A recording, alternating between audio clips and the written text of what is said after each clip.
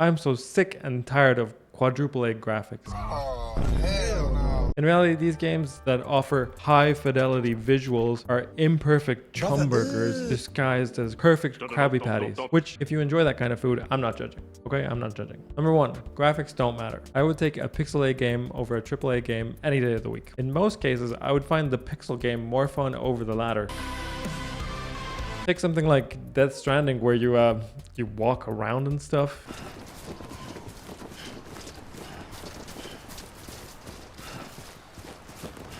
More like death by walking, am I right, guys? Then we have Vampire Survivors. You got this onion guy, he's like named Poe. He has an onion and you just kill stuff. You walk around and you just hit him in the face and you see big damage numbers. Now that's fun. My point is, ultimately, graphics are just a tool to immerse the player. And if I'm not immersed, I'm probably asleep.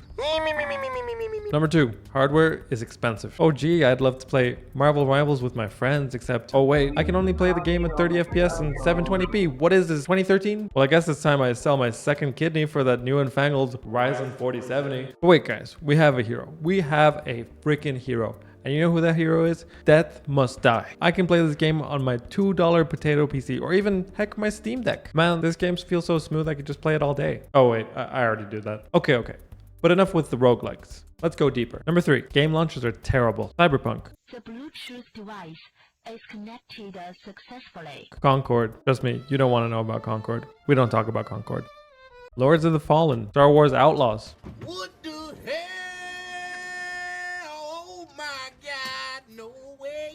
Need I go on? These games were just a joke on launch, and most of them continue to be, with the exception of Cyberpunk and Starfield. I do think that these games are actually good games now, but the amount of bugs that Cyberpunk launched with was absolutely insane. Not to mention, the game was announced 8 whole years before releasing. That's like telling everybody about your birthday party every year and only giving them an invite when you're like 30. Very not cool, Cyberpunk. Number 4, these pixels don't lie. When I think of Minecraft, which was released 16 years ago, I think of the exact same memories I had when I first played. It's timeless. Same goes for World of Warcraft. Yeah, it's not pixels. Fight me in the comments about it, okay? Since the inception of WoW, it's been a hit. While every year the MMO genre would have a battle royale of whoever wins the prestigious title of the WoW killer, which, spoiler alert, they never did. It's still number 1. This game is still going strong with so many popular streamers playing hardcore classic. Names like Pirate Software, Soda Poppin', Tyler One, Yamato's Death. Heck, there's too many to even count. Number 5, the apoco-layoffs. Guys, I looked up the amount of developers that work in Ubisoft and I'm genuinely baffled by this number. The amount of slop that they produce each and every year is disgusting. What's even worse is that almost every year the game industry just eats it up, almost expecting it to be somehow good this time. Want to guess how many people it took to make Hollow Knight? One of the most iconic games that still has 10,000 plus players on Steam 7 years later? 3 people. Ubisoft is 6,000 times bigger and they can't even compare in quality. Want to know how many devs it took to make Balatro? That one that got 3 Game of the Year nominations in 2024? One whole developer. One single developer. Either he's an absolute god or the Ubisoft hiring team is doing something completely wrong. Which, let's face it, it's probably both. Number 6, the myth of Game-flation. Yeah, I know Game-flation isn't a real word, but what I'm trying to say is that I'm not paying $70+ for a game that was half-assed and 90% of the budget was spent on a 30-second ad. Not gonna lie, watching that back made me feel like I'm talking about one of those fake games and YouTube ads. What I say is that we normalize paying at most $30 for a game.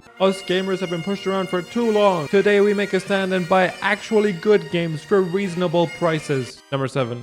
Wait, never mind. Sekiro exists. Okay, so hear me out. Not every good looking game is bad. I mean, hell, my favorite game of all time is Sekiro. But Sekiro does everything perfectly. From the animations, combat, voice acting, storytelling, music, sound design, to the visuals. But honestly, I still stand my ground. Even with this game, the visuals are the last priority, simply because they nailed everything else. And Sekiro isn't the only one. Games like God of War, Black Myth Wukong, Elden Ring, and probably a lot more out there. Bottom line is that I want my games to feel good before they look good. And sometimes you can have both. Number 8.